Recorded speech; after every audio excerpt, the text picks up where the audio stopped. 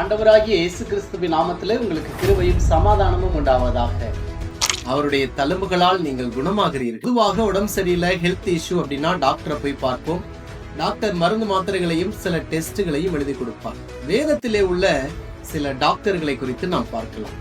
பழைய ஏற்பாட்டிலே ஆசா என்ற பெயருக்கு பிசிஷியன், மருத்துவர், டாக்டர் என்று பொருள். மாத்திரமல்ல, புதிய ஏற்பாட்டிலே லூக்கா என்றாலே டாக்டர் என்றுதான்.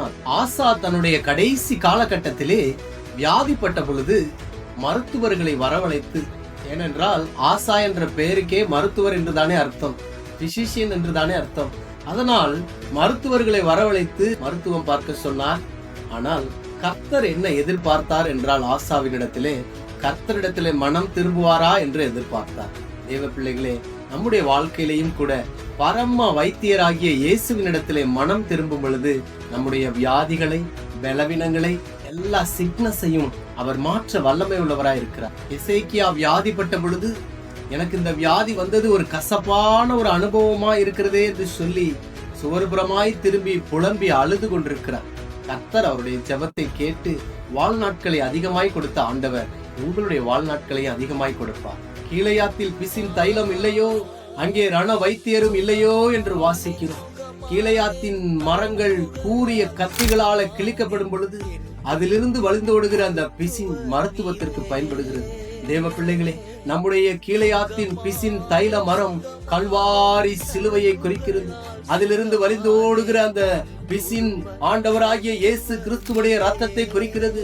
தேவ பிள்ளைகளே, நம்முடைய ரண வைத்தியர் ஆண்டவராகிய இயேசு கிறிஸ்துவதான் நம்முடைய மருத்துவராயிருக்கிறார், ரண வைத்தியராயிருக்கிறார். நீங்கள் எப்பேற்பட்ட வியாதியில இருக்கலாம், பலவீனத்தில் இருக்கலாம், சிக்னஸ்ல இருக்கலாம், இந்த நாளில் தானே கர்த்தருடைய வார்த்தை உங்களுக்குள்ளே சென்று உங்களுடைய ஆவியிலே, உங்களுடைய ஆத்மாவிலே, உங்களுடைய சரீரத்திலே ஒரு முழு பலனை கொடுக்கிறது. இந்த வியாதி வந்தது கசப்பான ஒரு அனுபவமா இருக்கிறது, இந்த பலவீனம் வந்தது கசப்பான ஒரு அனுபவமா இருக்கிறது என்று சொல்லி புலம்பிக் கொண்டிருக்கிற சகோதரனே, சகோதரியே, இன்றைக்கு வியாதி படுக்கை முழுவதையும் மாற்றுவேன் என்று கர்த்தர் சொல்லுகிறார்.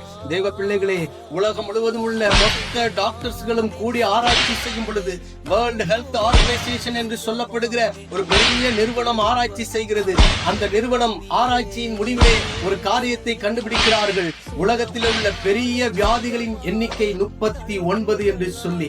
தேவ பிள்ளைகளே, சின்ன வியாதிகள் அநேகமா இருக்கிறது, ஆனால் பெரிய வியாதி, மொத்த அந்த பெரிய பிரைமரியா இருக்கக்கூடிய அந்த சிக்னஸ் 39 என்று கண்டுபிடிக்கிறார்கள். நம் அருமை ஆண்டவர் இயேசு கிறிஸ்து 39 முறை கல்வாரிக்கு போவதற்கு முன்பதாக 39 முறை சவுக்குகளாலே அடிக்கப்பட்டார். அவருடைய ஒவ்வொரு சவுக்கு அடியும் உன்னுடைய வியாதியை மாற்றுகிறது. அவருடைய சரீரத்திலிருந்து வழிந்தோடுகிற ரத்தம் உன்னுடைய வியாதியை மாற்றுகிறது. இயேசுவின் ரத்தத்திலே வல்லமை உண்டு. இயேசுவின் ரத்தம் ஜெயத்தை கொண்டு வரும். யாத்ராகமம் 15:26 வாசிக்கும் பொழுது, இஸ்ரவேல் ஜனங்களுக்கு கர்த்தர் தன்னை யெகோவா ரஃபா என்று அறிமுகம் செய்கிறார். இஸ்ரவேல் ஜனங்கள் மாறா என்ற இடத்துக்கு வரும் பொழுது தண்ணீர் கசப்பா இருக்கிறது, குடிக்க முடியல. இந்த சூழ்நிலையிலே அறியப்படாத ஒரு மரம் வெட்டி அந்த தண்ணீருக்குள்ளே போடப்படும் பொழுது தண்ணீர் மதுரமாய் மாறியது. தேவ பிள்ளைகளே, யெகோவா ரஃபா என்றால் 4 கருத்துக்களை குறிக்கிறதா இருக்கிறது. யெகோவா ரஃபா என்றால் எஃபிஷியன்ட் ஹீலர். சில நேரங்களிலே டாக்டர்கள் சொல்லிவிடுவார்கள், இனிமே கடவுள் தாங்க அப்படின்னு சொல்லிடுவாங்க. இப்படிப்பட்ட ஒரு சூழ்நிலையிலே வரும் பொழுது யெகோவா ரஃபா என்றால் எஃபிஷியன்ட் ஹீலர், திறமை உள்ள கர்த்தர். அவர் திறமை இல்லாதவர் அல்ல. நீ எப்பேற்பட்ட வியாதியில் இருந்தாலும் உன்னை குணமாக்க இயேசுவாலே முடியும். இரண்டாவது, யெகோவா ரஃபா என்றால் பிராக்டிக்கல் ஹீலர். நம் அருமை ஆண்டவர் ஏட்டு சொரக்காய் அல்ல, அவர் பிராக்டிக்கல் ஹீலர். பிரியமானவர்களே, அவர் நடைமுறைப்படுத்துகிற கர்த்தர். நீ எப்பேற்பட்ட பிரச்சனை போராட்டங்களில் இருந்தாலும் சரி, உன் சரீரத்தில் எப்பேற்பட்ட வியாதி இருந்தாலும் சரி, அவர் வந்து நடைமுறைப்படுத்தி பரிசுத்த ஆவியானவருடைய உதவியோடு ஆண்டவருடைய ரத்தத்தினாலே உன்னை கழுவி எடுத்து இந்த வியாதியிலிருந்து வெளியில கொண்டு வருகிற நடைமுறைப்படுத்துகிற கர்த்தர். மூன்றாவது, யெகோவா ரஃபா என்றால் யுனிவர்சல் ஹீலர். யுனிவர்சல் ஹீலர் என்றால் ஒரு கிறிஸ்டியன்ஸ்க்கோ, ஒரு மதத்துக்கோ, ஒரு இனத்துக்கோ, ஒரு கூட்டத்துக்கோ மாத்திரமல்ல, அகில உலகத்துக்கும் அவர் தான் டாக்டர். நம் டாக்டர் கிட்ட போவோம், அங்க சரியாகலைன்னா பெரிய டாக்டரை பாருங்கன்னு சொல்லுவாங்க. தேவ பிள்ளைகளே, இந்த உலகத்தில் இருக்கக்கூடிய எல்லா டாக்டருக்கும் பெரிய டாக்டர், யுனிவர்சல் ஹீலர், என் அருமை ஆண்டவர் யெகோவா ரஃபா, இயேசு கிறிஸ்து. அவருடைய தழும்புகளால நீங்க குணமாகுறீங்க. பெரிய டாக்டரை பிடித்துக் கொள்ளுங்கள், நிச்சயமாய் அவர் குணப்படுத்துவார். 4வது யெகோவா ரஃபா என்றால் பெர்மனன்ட் ஹீலர், திறமை உள்ள கர்த்தர்.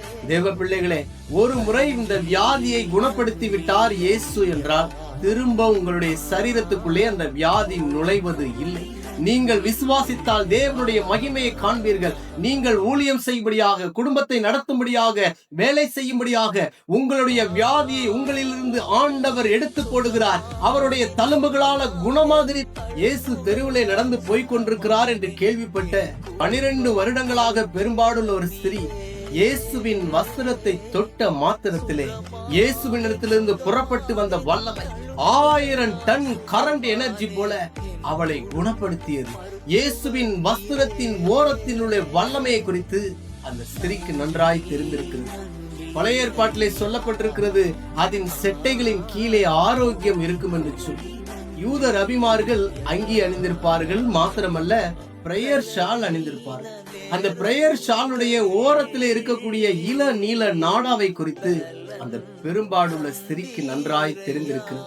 இந்த வஸ்திரத்திலே ஓரத்தை தொட்டால் நான் நிச்சயமாய் குணமாவேன் என்று அவள் விசுவாசித்தாள். பிரியமானவர்களே, இன்றைக்கு இயேசுவை நான் பிடித்துக் கொண்டால், இயேசு என்ற பெயரை உச்சரித்தால், இயேசு என்று சொல்லும் பொழுது, அவருடைய தழும்புகளால நான் குணமாகிறேன் என்று நீங்கள் சொல்லும் பொழுது, நிச்சயமாய் சொல்லுகிறேன், அவருடைய தழும்புகளால நீங்கள் குணமாகிறீர்கள்.